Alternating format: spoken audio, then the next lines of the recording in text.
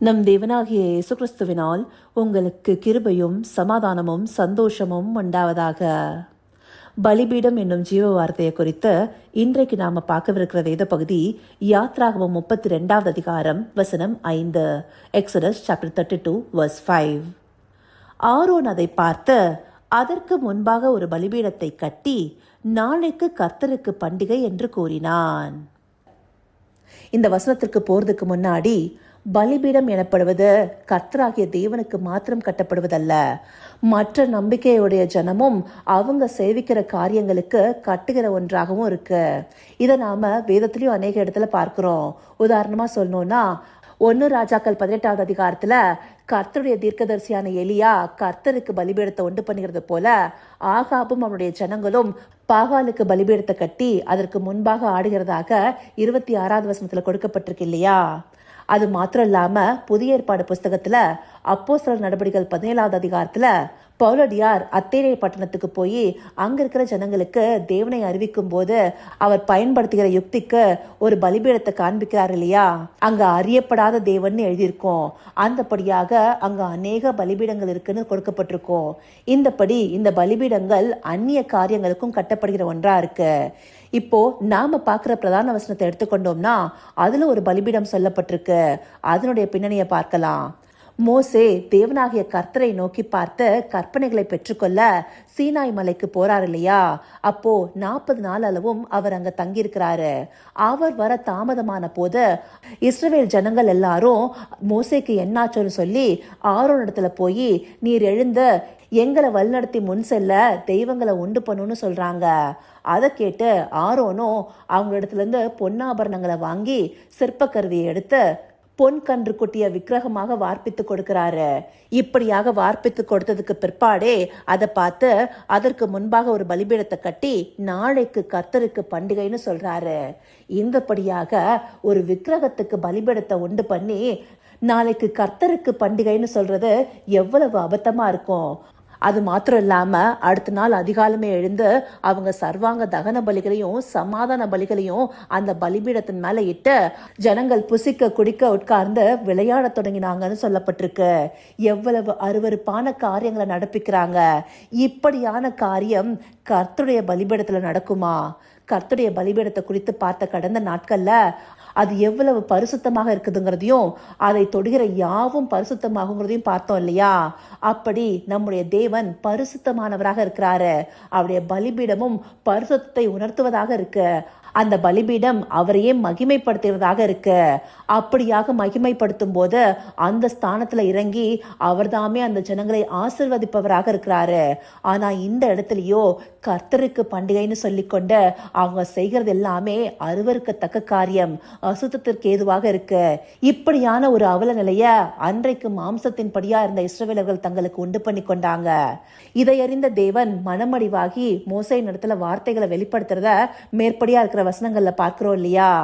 இந்தபடியாக தேவனை வசனப்படுத்தக்கூடிய காரியங்களை நாம செய்கிறோமா? அதையே நாம நிதானித்து பார்க்கணும். ஆவிக்குரிய இஸ்ரவேலர்களாக இருக்கிற நாமும் சில நேரங்கள்ல கர்த்தருடைய பலிபீடத்தில் நின்று அவரை மகிமைப்படுத்துவதற்கு பதிலாக சில அந்நிய காரியங்களை செய்து கொண்டிருக்கிறோம். அதை நாம யோசிச்சு பார்க்கணும். உதாரணமா சொல்லணும்னா தேவனோடு ஐக்கியப்படுகிற ஜபங்கள்ல அவரை நோக்கி பார்த்து நம்முடைய இருதயத்தை பலிபீடமாக அவரிடத்துல ஒப்பு கொடுப்பதற்கு பதிலாக நாம என்ன செய்து கொண்டிருக்கிறோம்? நம்முடைய ஜப வேலையில நாம வேறே சில காரியங்களுக்குள்ளார போகிறவர்களாக இருக்கிறோம். முக்கியமா நம்ம எல்லா இடத்துலயும் செல்போன் இருக்கு.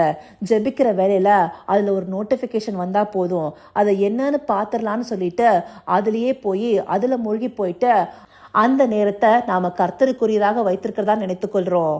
அது கர்த்தரை மகிமைப்படுத்துமா? நமக்குன்னு ஒரு விக்கிரகத்தை நாம தனியா உண்டு பண்ணி கொள்ளனாலும் நம்முடைய செல்போனே நிறைய நேரங்கள் நமக்கு விக்கிரகமா மாறுது. நாம தேவனுக்கு செலவு செய்யும் நேரத்தை காட்டிலும் நம்முடைய செல்போனுக்கும் இல்ல நம்முடைய விருப்பமான காரியங்களுக்கும் செலவு செய்யறத நாம முதன்மைப்படுத்தி வச்சிருக்கிறோம் இல்லையா? இதை நாம சிந்திச்சு பார்க்கும் போது அது எந்த விதத்திலையும் கர்த்தருக்கு மகிமை உண்டு பண்ணுகிற விதமா இருக்காது இல்லையா? அதுலயும் கர்த்தரை நோக்கி பார்க்கும் போது நம்முடைய இருதயமாகிய பலிபீடம் அவருக்கு நல்ல பலிகளை செலுத்துகிறதாக இருக்கணும்.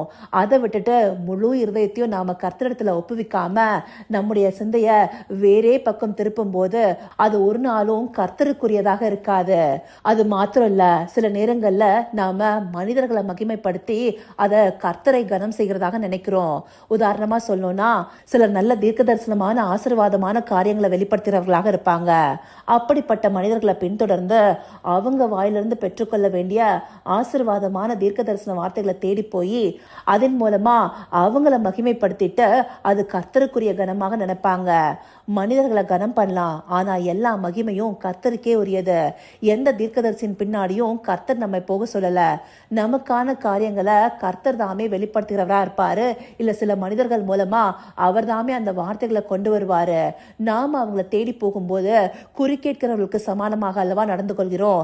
அப்படியெல்லாம் செய்துவிட்டு கர்த்தரை மகிமைப்படுத்துகிறதாகவும் அவரை கனப்படுத்துகிறதாகவும் சொல்கிறது எந்த விதத்திலையும் பொருந்தாத விதமா இருக்கும் இல்லையா? நாம செய்கிற காரியம் உண்மையாகவே கர்த்தருக்கு உரியதா இல்ல மற்ற காரியங்களை விக்கிரகப்படுத்துகிற விதமா இருக்காங்கிறத அறிந்து கொள்ளணும். நம்முடைய பலிபீடமானது கர்த்தரையே மகிமைப்படுத்தும்படியாக இருக்க அவரை நோக்கி பார்ப்போமா? கர்த்தாவே, தேவாதி தேவனே, உமக்கே இந்த வேலையில நன்றி செலுத்துகிறோம் ராஜா.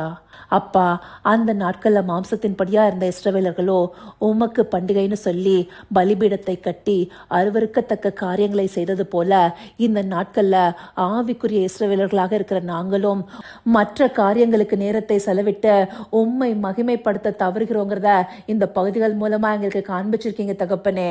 அந்தபடியாக ஒரு நாளும் எங்களுடைய பலிபீடத்துல உம்மை விட்டு அந்நிய காரியங்களை நோக்கி பார்ப்பவர்களாக நாங்க இருக்கக்கூடாது தகப்பனே. எங்களுடைய இருதயத்தை செவ்வைப்படுத்தி உமக்கான பலிபீடமாக மாற்றி உம்மையே மகிமைப்படுத்தணும் தகப்பனே. அதன் மூலமாக தேவரீர் எங்களுக்கு தந்தருகிற பரிசுத்திற்கு ஏதுவாக நாங்க ஒவ்வொரு நாளும் நடத்தப்படணும் ராஜா. ஆம் தகப்பனே, அப்படிப்பட்ட உணர்வுள்ள இருதயத்தோடு நடந்து கொள்ள தேவரீர் எங்களை வழிநடத்துங்க. அப்படியே நீங்க நடத்த போகிற கிருபைக்காய் நன்றி. சகலவித துதி மகிமை கனம் யாவும் ஒருவருக்கே செலுத்துகிறோம். இயேசு கிறிஸ்துவின் மூலமாய் வேண்டிக் கொள்கிறேன் பிதாவே. ஆமேன், ஆமேன்.